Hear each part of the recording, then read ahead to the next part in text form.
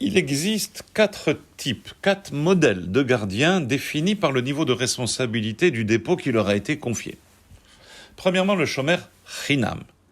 C'est le gardien à titre gracieux d'un dépôt qui lui a été confié. Deuxièmement, le shomer sachar.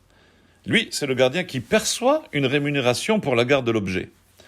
Troisièmement, le socher, celui qui loue du matériel, un vélo, une voiture, un animal, quel que soit l'objet, il devra le restituer après le temps de sa location, mais en attendant, il en est le dépositaire et il en a la garde.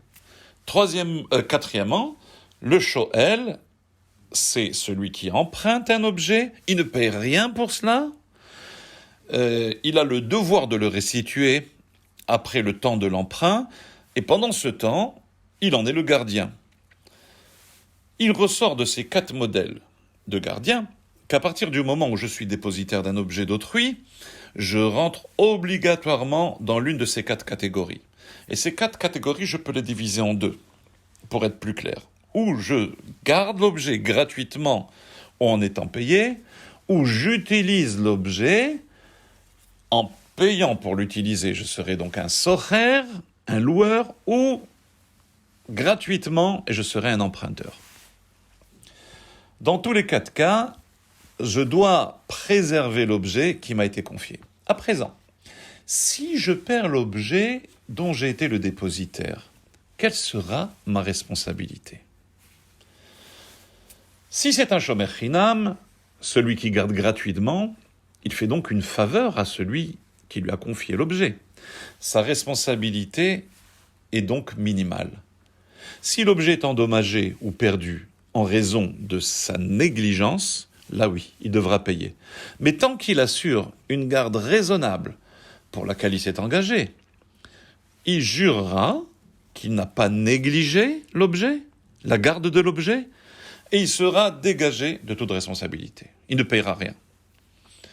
Si c'est un shomer sachar, un gardien rémunéré, alors puisqu'il est payé pour ses services, le niveau de responsabilité attendu en cas de problème est plus élevé, forcément.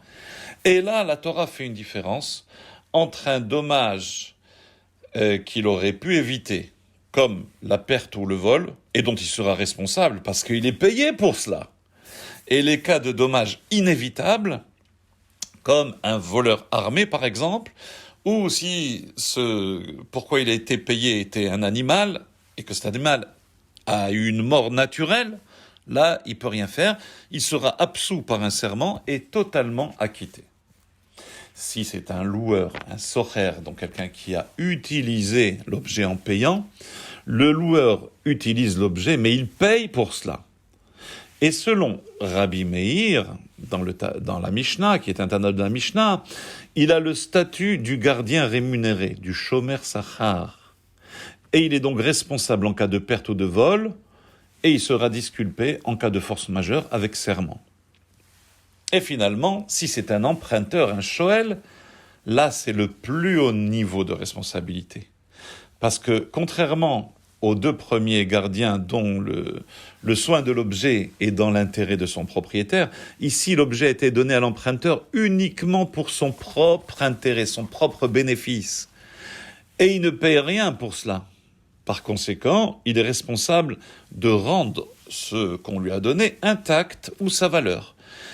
Et cela, quel que soit le degré de sa faute. En cas de dommage, même si l'objet du prêteur a été détruit par la foudre, l'emprunteur devra payer. Ceci est le statut légal des 4 gardiens. Mais nous savons que chaque loi de la Torah a une interprétation radicale, légale, mais aussi spirituelle et psychologique. Il en est de même pour les lois qui régissent les 4 gardiens. L'interprétation que nous présentons aujourd'hui est celle du Shla HaKadosh, Rabbi Shaya Halevi Horowitz, un grand rabbin, né à Prague en 1558, décédé en 1630.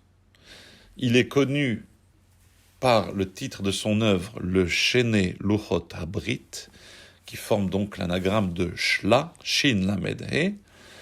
Il repose au cimetière de Tveria, là où est enterré le Maïmonide, le Rambam.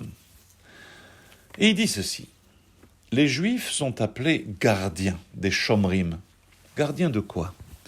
Les gardiens du monde que Dieu a créé, comme cela a été dit à propos de Adam Arishon, le père de l'humanité, qui a eu pour mission les Ovda ou le Shomra, d'y travailler et de le garder, de garder ce monde que Dieu a créé.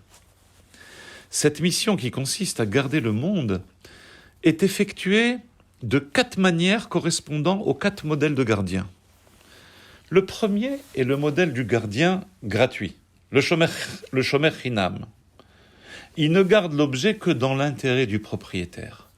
Il ne cherche aucun bénéfice personnel. C'est celui qui sert Dieu en s'adonnant totalement et dont le but unique est de servir Dieu. Et le Maïmonide définit cette personne comme étant celle qui sert Dieu par amour sans attendre de retour. Il sert la vérité car elle est vérité. Rose ha emet mi pene shehu emet. Le second degré de gardien est celui qui est rémunéré. C'est le shomer sachar. Il garde avec précaution l'objet et c'est bien ce qu'il recherche à faire. Mais il en attend aussi un salaire. C'est la personne qui sert Dieu et qui accomplit sa volonté, mais il attend pour cela un retour. Il veut le bénéfice de son service. Et malgré tout, cette personne est appelée serviteur de Dieu. Il a quelque part le droit d'attendre aussi que Dieu le récompense. La troisième catégorie de gardien correspond au socher, au loueur. Celui qui tire profit du dépôt qu'on lui a confié, parce qu'il s'en sert, il a la jouissance de l'objet, mais il ressent quand même l'obligation de payer pour cela. Et pour lui, la jouissance du monde est essentielle, alors que le paiement pour cette jouissance est accessoire, bien que nécessaire. Servir Dieu pour cette personne est quelque part secondaire. Il sait que c'est Dieu qui le gratifie de tout le bien qu'il possède, et il décide pour cela de le servir, pour s'acquitter du bon traitement que Dieu lui a accordé. Ça, c'est le shomer sachar. Et enfin, c'est dans la catégorie de gardien la plus basse que se situe le shoel, l'emprunteur. Son seul intérêt au shoel est de profiter de l'objet.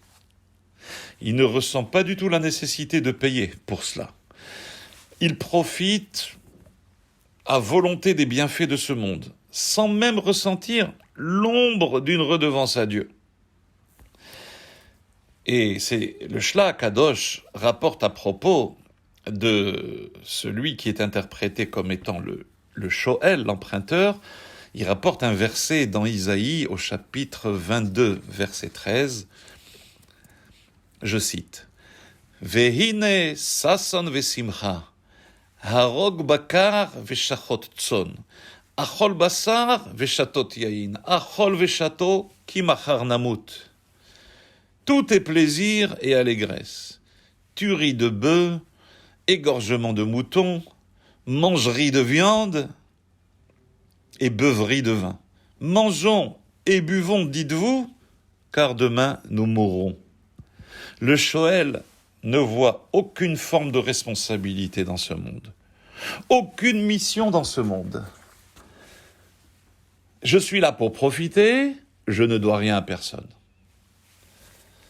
Bien entendu, le judaïsme attend de chacun d'être un shomer chinam du monde, un gardien à titre gracieux. Servir Dieu pour la vérité, pour le émettre, comme le Maïmonide dit.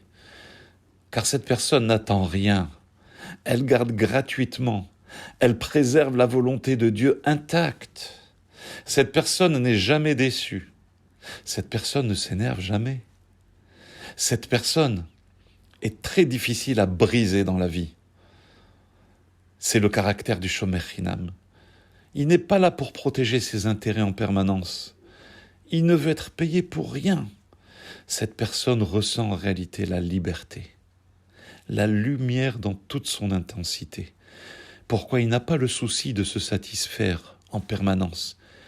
Et aucune des trois autres catégories ne peut même imaginer ce que le Shomer Chinam ressent. Shabbat Shalom.